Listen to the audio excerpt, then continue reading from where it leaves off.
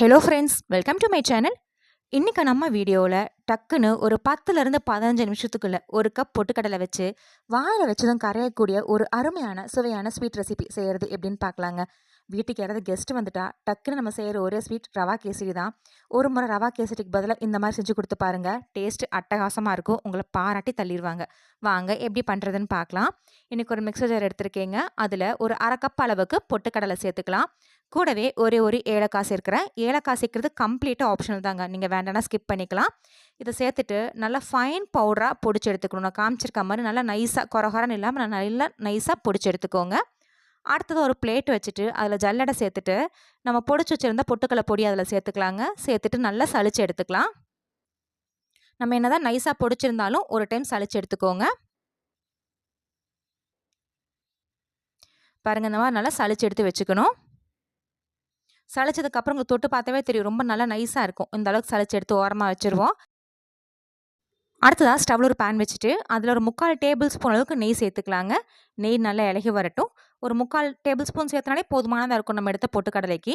நெய் நல்லா இலகினதுக்கு அப்புறமா ஃப்ளேம் நல்லா லோவில் வச்சுட்டு இதில் நம்ம பொடிச்சு வச்சுருந்த பொட்டுக்கடலை பொடியை சேர்த்துக்கலாங்க.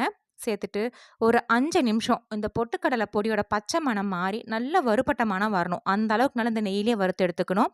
அதே மாதிரி பார்த்தீங்கன்னா, இந்த நெய் நல்லா இந்த பொட்டுக்கடலை மாவு இந்த நெய் ஃபுல்லாக இழுத்து அப்படி லைட்டாக வெளிய விடும். அதுதான் நம்ம கரெக்டான பக்குவம். குறைஞ்சது ஒரு 5 நிமிஷத்துக்கிட்ட லோ ஃப்ளேமில் வச்சு வறுத்தனாவே போதும். நல்லா வறுபட்டு வந்துடும். வறுக்கும் போதே அங்கங்கே இருக்கிற சின்ன சின்ன கட்டிகள்லாம் உடச்சி விட்டு நல்லா வறுத்து எடுத்துக்கணுங்க. பொட்டுக்கடலை மாவு நல்லா வறுத்துட்ருக்க அதே டைமில் ஸ்டவ்வில் இன்னொரு பேன் வச்சுக்கலாங்க. அதில் 3/4 கப் அளவுக்கு நாட்டு சக்கரை சேர்த்துருக்கிறேன். அதே 3/4 கப் அளவுக்கு தண்ணி சேர்த்துக்கலாம். எந்த கப்பில் பொட்டுக்கடலை எடுத்தோமோ அதே கப்பில் 3/4 கப் அளவுக்கு நாட்டு சர்க்கரையும் 3/4 கப் அளவுக்கு தண்ணியும் சேர்த்துருக்கேங்க. நீங்கள் வெல்லமும் சேர்த்துக்கலாம். அதே மாதிரி கருப்பட்டியும் பொடிச்சு சேர்த்துக்கலாம். சேர்த்துட்டு ஒரு நிமிஷம் நல்லா கரைச்சி எடுத்துக்கலாங்க. மீடியம் ஃப்ளேமில் வச்சு நல்லா கரைச்சி எடுத்துக்கணும். அது கம்பி பதம் பாக பதம் எதுவும் தேவையில்லைங்க. நல்லா கரைஞ்சி வந்தால் போதும். பாருங்கள், இந்த மாதிரி நல்லா கரைஞ்சி வந்துடணும். இப்போ இதை எடுத்து ஓரமாக வச்சுருவோம். பொட்டுக்கடலை மாவும் நல்லா வறுபட்டு வந்துருச்சு. இந்த அளவு பக்குவமாக நல்லா வறுபட்டு வந்துடணும். கட்டியெல்லாம் நல்லா உடச்சதுக்கு அப்புறமா நம்ம கரைச்சி வச்சிருக்கிற சக்கரை தண்ணி அதில் சேர்த்துக்கலாங்க. ஒரே டைமில் சேர்க்க வேண்டாம். ஒரு பாதி அளவு மட்டும் சேர்த்துக்கலாம். சேர்த்துட்டு ஃப்ளேம் லோவில் வச்சுட்டு கட்டி இல்லாமல் நல்லா கலரி விட்டு எடுத்துக்கோங்க. ஆரம்பத்தில் கலரும் போதே கொஞ்சம் கூட கட்டி இருக்கக்கூடாது. அங்கங்கே இருக்கிற கட்டியெல்லாம் நம்ம நல்லா உடச்சி விட்டு நல்லா கலரி எடுத்துக்கணும். மேக்ஸிமம் பார்த்தீங்கன்னா ஒரு நிமிஷத்துலேருந்து 2 நிமிஷம் முடிக்கும். இந்த மாதிரி நல்லா கலர்னா போதும். கலரும் போது ஃப்ளேம் லோலேயே இருக்கட்டுங்க. இந்த மாதிரி நல்லா கலர்னதுக்கப்புறம் பார்த்தீங்கன்னா கொஞ்சம் நல்லா கெட்டியாயிடும். இந்த மாதிரி கெட்டியானதுக்கு அப்புறமா மிச்சம் இருக்கிற அந்த தண்ணியும் நம்ம சேர்த்துக்கலாம். கரைச்சி வச்சிருந்த சக்கரை தண்ணியும் மிச்சம் இருக்கிற தண்ணியும் இந்த டைமில் இது கூட சேர்த்துக்கலாம். சேர்த்துட்டு அங்கங்கே இருக்கிற சின்ன சின்ன கட்டியெல்லாம் கலர் எடுத்துக்கலாங்க. இல்லை இந்த சக்கரை தண்ணி சேர்த்துனதுக்கப்புறம் உங்களுக்கு கட்டி அதிகமாக வருது அப்படின்னா ஃப்ளேம் ஆஃப் பண்ணிவிட்டு கொஞ்சம் கூட கட்டி இல்லாமல் இருக்கிற கட்டி எல்லாத்தையுமே இந்த மாதிரி ஸ்பேச்சுலாவோ இல்லை ஒரு மரக்கரண்டியோ வச்சு நல்லா உடச்சி விட்டு எடுத்துக்கோங்க. நல்லா கலர் எடுத்துக்கணும்.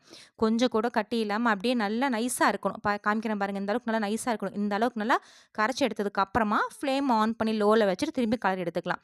இல்லை எனக்கு அப்படியே கலர் வரும் அப்படின்னா ஃப்ளேம் நல்லா லோவில் வச்சுட்டு இருக்கிற சின்ன சின்ன கட்டியெல்லாம் உடச்சி விட்டுட்டு அப்படியே கை விடாமல் கலரிட்டே வாருங்க.